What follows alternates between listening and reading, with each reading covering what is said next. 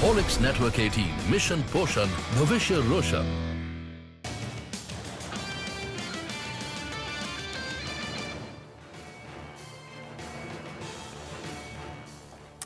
Welcome back. You're watching Power Breakfast on CNBC TV 18. Let's focus to what took place on Dalal Street yesterday. The markets continued their lower move. They continue to trade lower, led by losses in the Nifty Bank, which lost about 2%, 3% in fact, over the last two trading sessions. The Nifty itself ended below the 10,650 mark, which is below the 20-day moving average. The mid-cap mayhem continued, with the index losing more than 200 points, 6 stocks in the red for 1 in the green. So we'll keep an eye out on what takes place today. The SGX Nifty suggests further downtick at the open. Anisha Jain joins in to give us all the details that we need to work for in trade today. Anisha, morning. Well, yes, Mangalam, thank you so much for that. Well, yes, yesterday, as you mentioned, the Nifty went below the 20-day moving average, and that's because the banking stocks did not do well. The Nifty Bank was down about over 750 points off the day's high. In fact, all the Nifty Bank constituents ended in the red. Even the mid-cap index did not do well at all. The pressure continues there because the advanced decline ratio was firmly in favor of declines there. Now, interesting cues coming as far as the cash market is concerned, because if you look at the FII buy figure, we have a buy figure coming after 13-14 days, and it's a solid buy figure of around 2,350 crores. The gross volumes are also on the higher side, and that is because while we saw the HDFC Bank stock end around 3% lower, we saw around 1.4 crore shares which are marked for delivery in HDFC Bank worth around 2,900 crores, and that is perhaps what has supported the volumes when it comes to the FI net buy figure in the cash volumes. Other than that, the DI sold around 712 crores, so the profit booking continues as far as DI is concerned. Now, talking about the glues that are stacked up for today, from the US markets, we have positive cues coming in, because remember, on Friday we saw that positive jobs number, and that's the reason yesterday the stock markets were higher. So the US markets have actually reached records high since what we saw in mid-March itself. The Nasdaq yesterday posted a record close, and there were the stocks like Apple and Amazon that really posted record closing highs.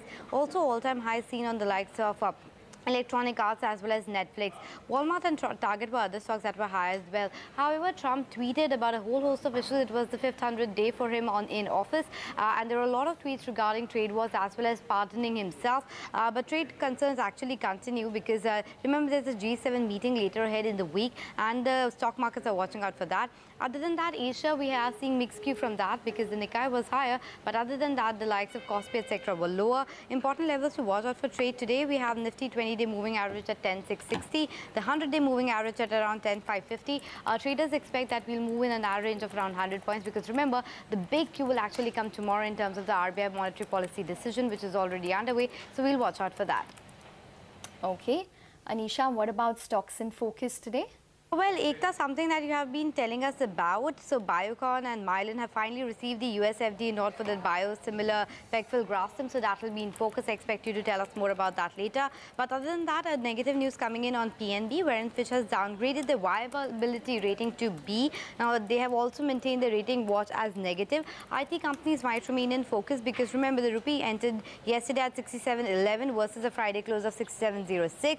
So they might remain in focus. Vedanta, they are looking to pay around 5,300 crores to the COC for Electrosteel Limited.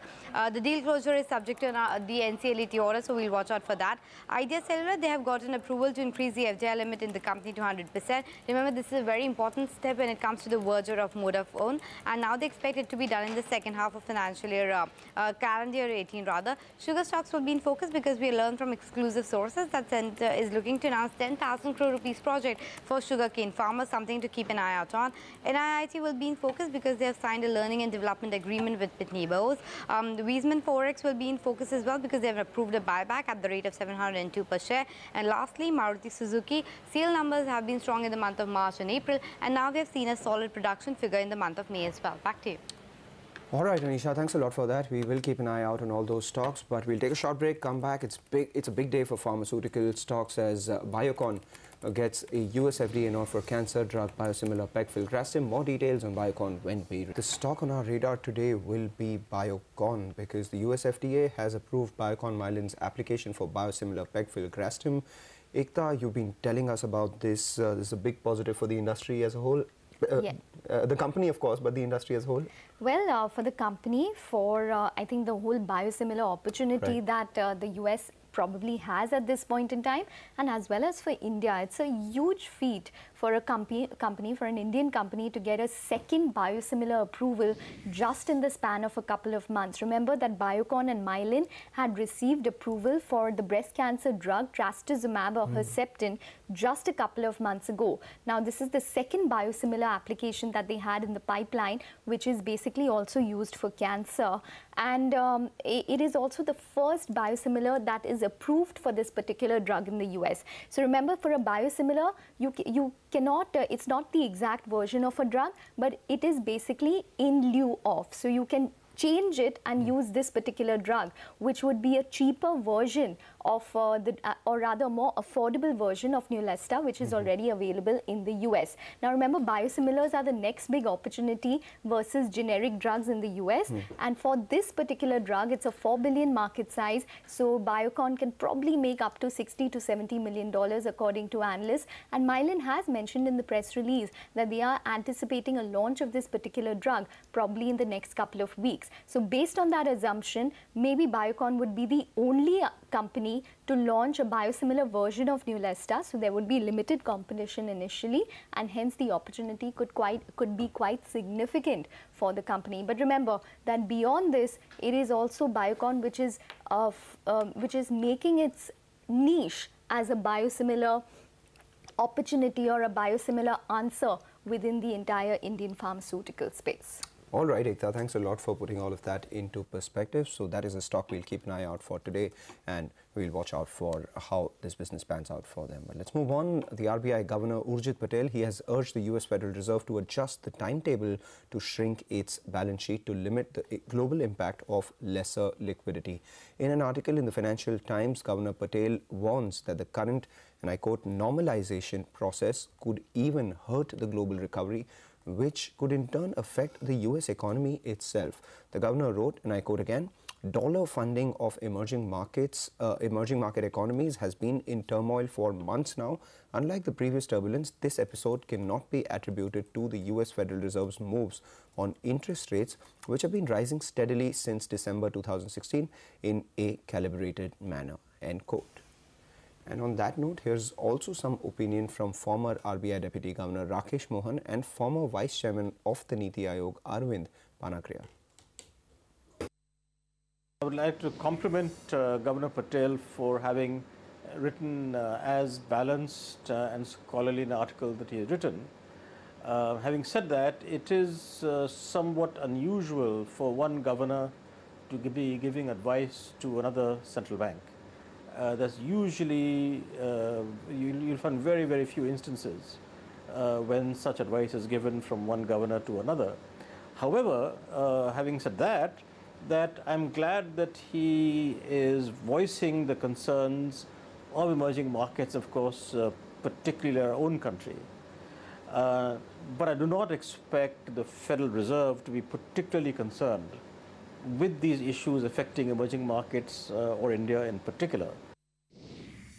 I personally don't think that that's a compelling reason, because after all, we have been accumulating foreign exchange reserves. What do you accumulate the foreign exchange reserves for? That is there for you to be able to intervene precisely in these times. And so therefore, interest rate hike is not the only instrument at the disposal of the RBI. It can also intervene using the foreign exchange reserves. All right, the other big story today will of course be from the sugar sector, because Network 18, they learned that the centre is all set to announce a 10,000 crore rupees package for farmers. Remember the last time we spoke with the Indian Sugar Mills Association, or ISMA as we know it, total dues to cane growers had already crossed 20,000 crore rupees. So 10,000 crores should come as a bit of a relief. So let's listen into what Abhinash Verma of ISMA had to say on this mega package for the sugar sector. 55 rupees per ton or 5.5 rupees per ton of cane payment to the farmers was announced sometime in the end of April. So almost somewhere 2 months have passed, somewhere 1.5 months. The problem of the sugar industry continues. The sugar prices continue to be almost about 7 to 8 rupees lower as compared to our cost of production. The cane price areas of farmers is now almost about 22,000, 23,000 crore. So I don't think these measures have really helped the industry. 1,560 crore announcement is connected to certain conditions that we have to fulfill. And all these conditions, like, for example, one condition says that we have to supply 80% of the ethanol indents given by the oil companies to us. And those ethanol indents will continue till the end of November 2018, which means obviously once we fulfill that, only then this money can come into the sugar industry.